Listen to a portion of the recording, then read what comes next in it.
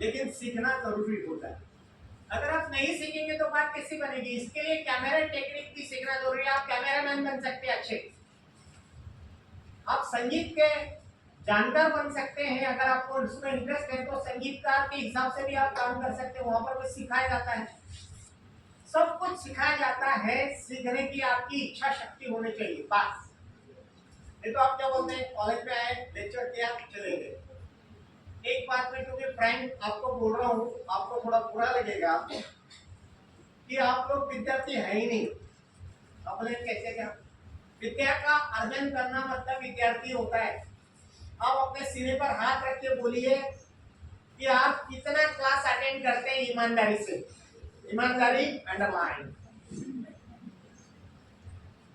घर से निकलते हैं, हम कॉलेज जा रहे हैं, लेकिन क्लासरूम तक आते आते आप गायब हो जाते हैं। मान लीजिए 50 स्टूडेंट है क्लास में और आते हैं 10-15, बाकी कहाँ गए? कॉलेज से के नाम पे तो निकले घर से, गए किधर?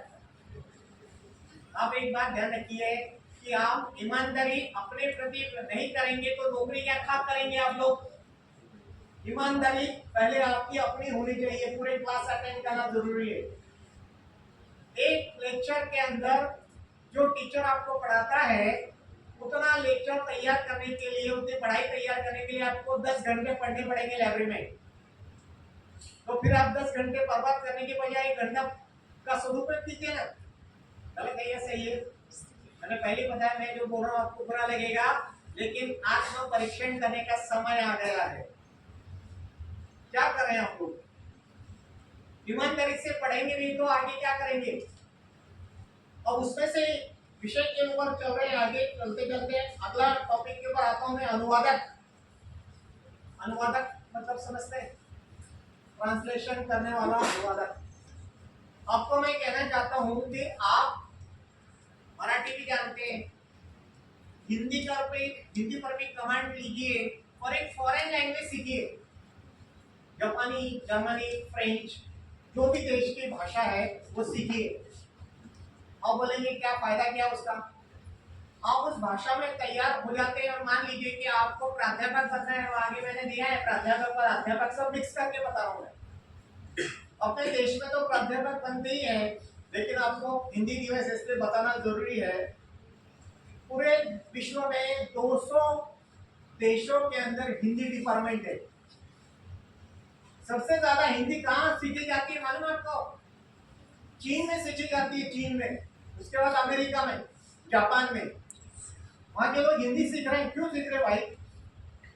क्योंकि हिंदी मार्केट की भाषा है, बाजार की भाषा है, और उस भाषा के माध्यम से आप आगे जा सकते हैं। आप एमए कीजिए हिंदी में, पीएचडी कीजिए हिंदी में, और आपको जापानी आती है तो जापान के यूनिवर्सिटी के दरवाजे आपके लिए खुले हैं, आप वहां जाकर हिंदी पढ़ा सकते हैं। अनुवादक का काम क्या होता है? अनुवाद करना। मैं भी अनुवादक के नाम से मैंने दिया है परिचय। मैंने एक किताब, मेरे गुरु है डॉक्टर शंकर फुंडामेकर, गुजर गया हुआ 94 साल की उम्र में। उन्होंने किताब लिखी थी हिंदी में, उपन्यास। एक ही नहीं है, बहुत सारी किताबें लिखी है। व्यंग्यकार के रूप में पूरे देश में फेमस थे शंकर फुंडामेकर। एक बार मैं जलगांव गया उनके घर पर, पुणे से। उन्होंने कहा ये किताब का आपको अनुवाद करना है, और विषय कौन सा था? उनकी किताब का नाम था एक मंत्री स्वर्गलोका, मतलब एक मंत्री स्वर्गलोक में। हिंदी में किताब लिखी। बोला आपको अनुवाद करना? बोला सर क्या बात कर रहे हैं, क्योंकि वो किताब साधारण नहीं है, व्यंग्य उपन्यास है। और उस व्यंग्य उपन्यास का मराठी में ट्रांसलेशन हो गया कि एक बम्बई के लेखक ने मुझे कहा कि आप इस किताब की मुझे परमिशन दे दीजिए, मैं अनुवाद करना चाहता हूँ मराठी में। मैंने उसको मना कर दिया। क्यों मना कर दिया? उसको व्यंग्य कहाँ समझ में? और आप हिंदी के प्राध्यापक हैं, और सबसे बड़ी बात आपको व्यंग्य समझ में आता है। अब शीर्षक ही देखिए ना, एक मंत्री स्वर्गलोका, मंत्री आणि स्वर्गात नरकातच चाललाय। शीर्षक से व्यंग्य शुरू हो गया। आपकी बात सुन के आश्चर्य लगेगा कि उस किताब का मैंने अनुवाद किया। 3 बार 200 पन्ने की किताब लिखी और फाड़ के फेंक दी। मेरे मन मुताबिक अनुवाद ही नहीं हो रहा था। चौथी बार उसका अनुवाद हुआ, और फिर उसका अनुवाद मराठी में करते समय ध्यान क्या रखा, पुणेरी भाषा में बोला, त्यानं मला सांगितलं, त्याने मला सांगितले नहीं, त्यानं मला सांगितलं। ये जो पुणेरी भाषा है उसका टोन पकड़ा और उसके हिसाब से मैंने डायलॉग लिखना शुरू कर दिया, उसका पूरी किताब का अनुवाद किया। और आपको ये बात सुन के आश्चर्य होगा, मैडम, मराठी मैडम को बोल रहा हूँ, नागनाथ कोत्तापल्ली उस समय मतलब हिंदी मराठी विभाग के हेड थे। आप बोलेंगे किताब छप गई, कैसे छप गई? मित्रों, लेखक कैसा पागल होता है इसका एक नमूना आपके सामने खड़ा है। मेरी किताब छपने को कोई तैयार ही नहीं। ओम प्रकाश शर्मा हिंदी भाषिक और मराठी में किताब लिख रहा है, मतलब क्या है?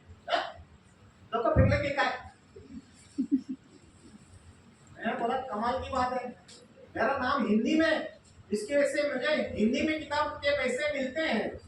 आपको ये बताने में हर्ज नहीं है। एक किताब है मेरे नेट से प्रश्न पत्र की, निराली प्रकाशन से मैंने ज्यादा नहीं, सिर्फ 1 लाख रुपए लिया है, ज्यादा नहीं लिया। कितना? 1 लाख रुपए सिर्फ। और हर साल मुझे कॉपीराइट मिलता है, मार्च में मेरे नाम पे पैसा जमा हो जाता है। जो जो किताबें मैंने पहले लिखी है वो किताबों का कॉपीराइट मेरे पास में है। और 15% समझते हैं, इतने पैसे बड़े बड़े लेखकों को ही मिलते हैं, वो पैसा मैं लेता हूँ। एक गांव से आया हुआ आदमी इतना कुछ कर रहा है और प्रोफेसरशिप मिल गई, उसका फायदा मुझे क्या हुआ? पेंशन अच्छी मिल रही भाई लोग। आंकड़ा बताऊंगा ना तो आप उछल जाए। होता अभी ज्यादा नहीं, 1,15,000 रुपये महीना कमाता हूँ, पेंशन है मेरी, पेमेंट नहीं है। इतनी पेमेंट तो लोगों को मिल ही रही है और मैं पेंशन ले रहा हूँ 1,15,000। ये सब बातें क्यों बता रहा हूँ मैं? आपके अंदर छिपा हुआ आदमी है ना, उसको जगाना चाहता हूँ। सुबह उठो, मस्तिष्क जगे जाओ, जागो जागो, समय वापस नहीं आने वाला। ये 3 साल बहुत महत्वपूर्ण है। मैं एनसीसी में भी था, 2 साल अंडर ऑफिसर था। 21 दिन का कैंप हुआ मराठा रेजिमेंट का बेलगांव में। वहां पर एक स्लोगन लिखा था, तुम अपना पसीना बहाओ, तुम्हारा खून नहीं बहेगा। आपका भी समय है कि आपको परिश्रम करना है। इस समय अगर नहीं करेंगे तो समय कचरे के जैसा उठा के आपको फेंक देगा किनारे में। आपको अपनी लायकी सिद्ध करनी है तो आपके सामने इतने क्षेत्र मैंने रखे हैं, आप कोई भी क्षेत्र चुन लीजिए, अपना करियर बनाइए, पैसा कमा सकते हैं। एक शब्द भी वहां पर दिया, यूपीएससी एमपीएससी दिया है कि नहीं? क्यों दिया भाई? एमबीए भी दिया है, क्यों दिया है? एमबीए के करने की इसलिए आवश्यकता है कि हिंदी मार्केट की भाषा है। आप हिंदी पर प्रभुत्व पाइए और आप करेंगे। आप बोलेंगे यूपीएससी एमपीएससी तो मराठी में भी दे सकते हैं, मैंने कहा बिल्कुल सही है, दे सकते हैं। आपने एक पिक्चर देखी है 12वीं फेल, देखिए कि नहीं? हिंदी में भी है उसका पूरा पेपर, अंग्रेजी नहीं आती। ये न्यूजीलैंड हटा दीजिए, आपकी अंग्रेजी नहीं आती, आप हिंदी में दे सकते हैं। और हिंदी में आपको मालूम है बिहार के जो टॉपर है ना, वो सब के सब हिंदी में पेपर लिखते हैं, आईएएस बन गए।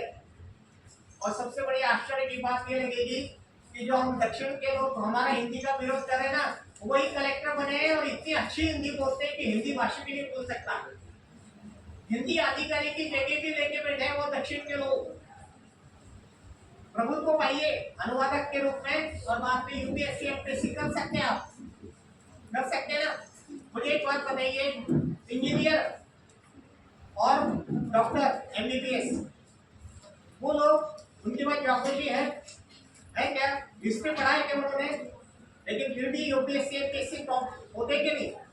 पढ़िए ना आप, सदाशिव पेट में जाइए, क्लासेस खोल के बैठे हैं लोग यूपीएससी एमपीएससी पढ़ाने के लिए। और आप एक बात रखिए ध्यान में कि भाई आप बोलेंगे हमारे घर की परिस्थिति ठीक नहीं है, कोई बात नहीं है, एजुकेशन लोन मिलता है। आप एजुकेशन लोन लीजिए और आप अपने पढ़ाई का करियर का ग्राफ अपने आप बनाइए, कोई दूसरा मदद करने के लिए नहीं आएगा। आपको एक बात ध्यान रखनी है, अपना हाथ जगन्नाथ, आप ही अपने भगवान हैं। अपनी जिंदगी को बना सकते हैं या आप बिगाड़ सकते हैं। क्या चुनना है ये आपके हाथ में। मैं आपका कॉन्फिडेंस जगाने के लिए आया हूँ। आत्मविश्वास जो सो गया है उसको जगाने आया हूं। मन में है विश्वास होना चाहिए ना, अब होंगे कामयाब। केवल बोलने से काम चलेगा क्या? कामयाब होके बताइए। मराठी में कहते ना, तुमचं नाणं ठणठणीत ठेवा। नाणं समझते ना, रुपया एकदम उछलता है, 16 आना सच, उस तरह से आप अपना नाम बनाइए, तो आप आगे बढ़ सकते हैं, नहीं तो नहीं बढ़ सकते। अब जैसे कि मैंने आपको बताया कि प्राध्यापक अध्यापक भी बन सकते हैं और दुभाषिया भी बन सकते हैं। फॉरेन लैंग्वेज सीखेंगे तो दुभाषिया का काम क्या होता है? विदेश मंत्रालय मालूम है आपको?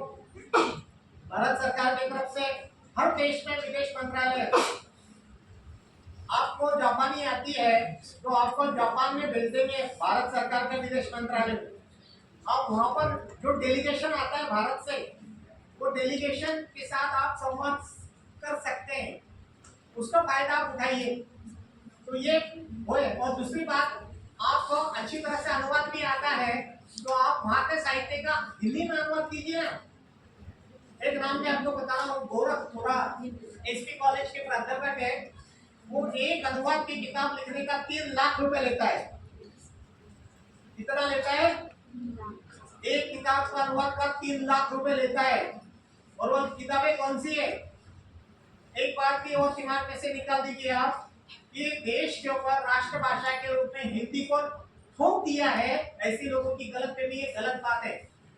हिंदी ही नहीं, हमारे देश की जितनी भी भाषाएं हैं, प्रादेशिक भाषाएं, वो भी राष्ट्रभाषा ही है। हिंदी ने क्या किया है? हिंदी ने जितना भी प्रादेशिक भाषा का साहित्य, उसका अनुवाद हिंदी में हो गया, उसकी वजह से वह पूरे देश में कश्मीर से कन्याकुमारी तक वो साहित्य पढ़ा जाता है। पढ़ा जाता है कि नहीं?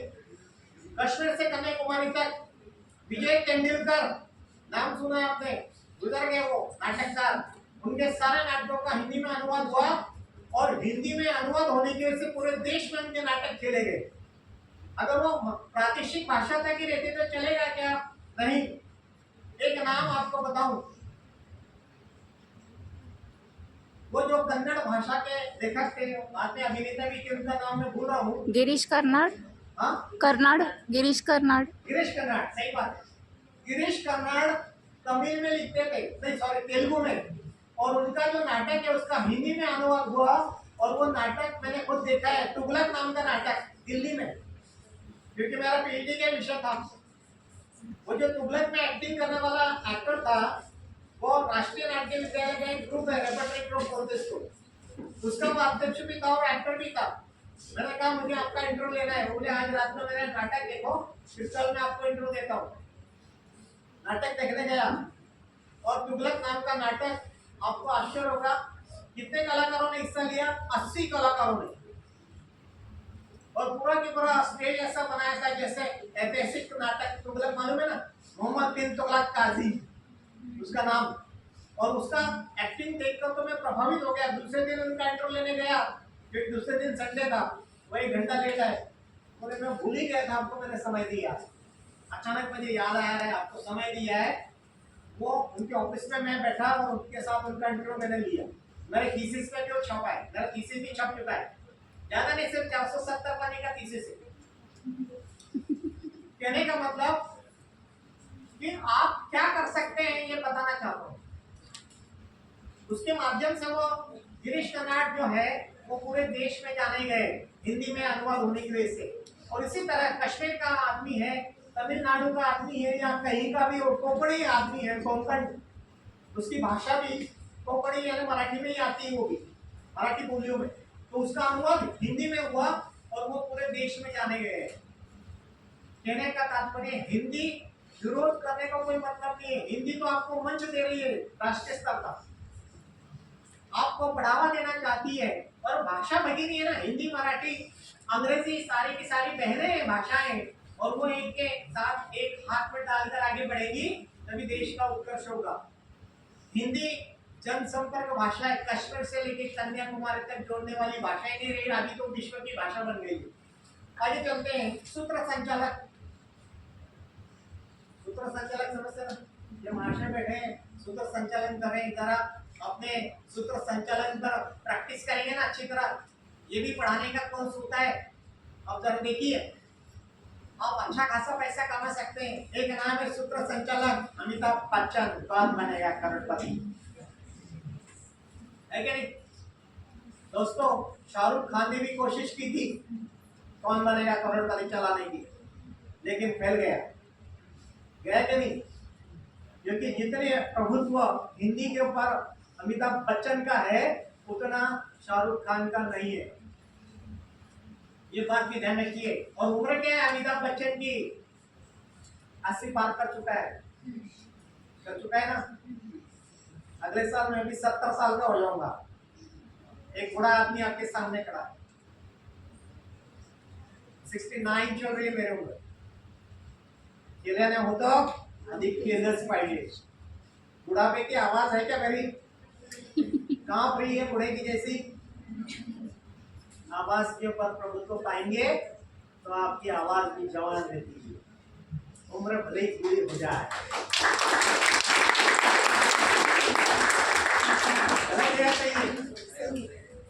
सूत्र संचालक का काम कीजिए। सुधीर दळवी एक नाम मैं बताना चाहता हूँ। पहले वो 25,000 रुपए लेते थे 2-3 घंटे के, अब तो मेरे ख्याल से लाखों रुपए लेते हैं। अब जितने भी सूत्र संचालक होते हैं ना, ऑर्केस्ट्रा में काम करने वाले, वो भी सूत्र संचालन करते हैं। एक सूत्र संचालक का नाम बताऊं फिर से, सुनील देवधर, आकाशवाणी के मेरे मित्र हैं, रिटायर हो गए हैं, आजकल वो सूत्र संचालन करते हैं। और आपको ये आश्चर्य होगा कि वो लक्ष्मीकांत प्यारेलाल का जो संगीत का ग्रुप होता है ना, उसके साथ वो फॉरेन गए, वहां पर सूत्र संचालन कर दिया और लाखों रुपए कमा कर आए। केल्याने होतं अधिक केलंच पाहिजे। कीजिए, एक करियर बनाइए, आप कहाँ जाना चाहते हैं उसके माध्यम से।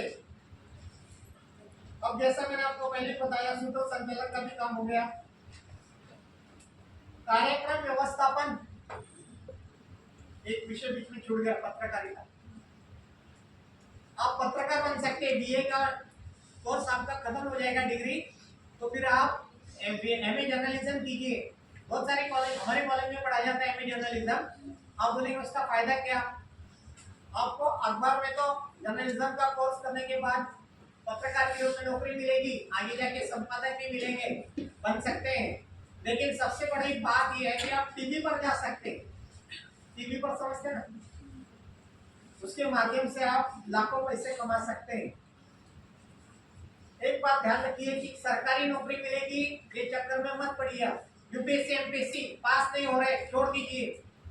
आपका अगला कौन सा है प्रोजेक्ट, उसके ऊपर काम शुरू कीजिए, बदल के काम कीजिए। ये नहीं जमा कोई बात नहीं, छोड़ दो उसको। बहुत सारे लड़के क्या करते हैं, यूपीएससी एमपीएससी 2-2, 3-3 साल हो गए। वो पूजा खेड़कर का प्रसंग आपको मालूम है? पूजा खेड़कर है ना, कहने का मतलब कि ये जो चीज है, मेरी एक रिक्वेस्ट है, थोड़ा सा मेरा समय, यूपीएससी एमपीएससी करके हार गए, आपका नंबर नहीं लग रहा, तो आप निराश मत होइए, आप अपनी साइड बदल दीजिए, दूसरा रास्ता पकड़ाइए, उस रास्ते से आप आगे बढ़िए। तो ये स्थिति है। आगे मैंने पत्रकारिता की बात कही है कि आप टीवी में काम कर सकते हैं, पत्रकार के रूप में एंकरिंग कर सकते हैं और उसके माध्यम से अच्छा खासा पैसा कमा सकते हैं। इंटरनेट लेखन कर सकते हैं, समझते हैं रिसर्च, उसी को हम अनुसंधान कहते हैं। आप पीएचडी कीजिए यानी रिसर्च कीजिए और उसके माध्यम से आपका करियर बन सकता है। इस तरह से थोड़े अंतिम आस्वाद लेखन है, समीक्षक बनिए, अखबार में नाटक की समीक्षा लिखिए, किताब की समीक्षा लिखिए, या फिर इंटरनेट के ऊपर ब्लॉग लिखिए, गूगल पे ब्लॉग लिखिए। इस तरह से आप पैसा कमा सकते हैं। आप लोगों को बोलने के लिए मेरे पास बहुत कुछ था, बहुत सारी बातें मैंने अधिकारी और बैंक में, हिंदी अधिकारी और सरकारी अनुवादक का काम कीजिए। आप आपके लिए एक सूचना दे रहा हूँ मैं, बीए होने के बाद आप पुणे विद्यापीठ यानी हिंदी डिपार्टमेंट है सावित्रीबाई फुले पुणे विद्यापीठ, उसमें अनुवाद पदवी का पाठ्यक्रम पढ़ाया जाता है 1 साल का, आप वो कीजिए। और बैंक में हिंदी अधिकारी की पोस्ट निकलती है, आपके पास वो सर्टिफिकेट होगा तो आपको चांस मिलेगा।